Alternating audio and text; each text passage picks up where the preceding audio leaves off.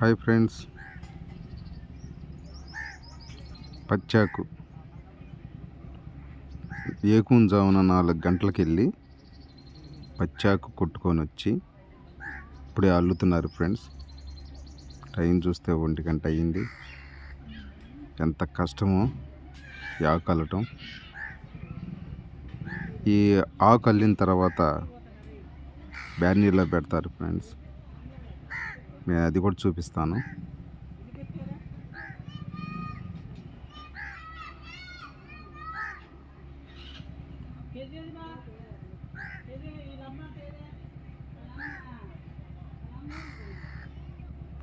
పచ్చాకు అల్లటం చాలా కష్టం.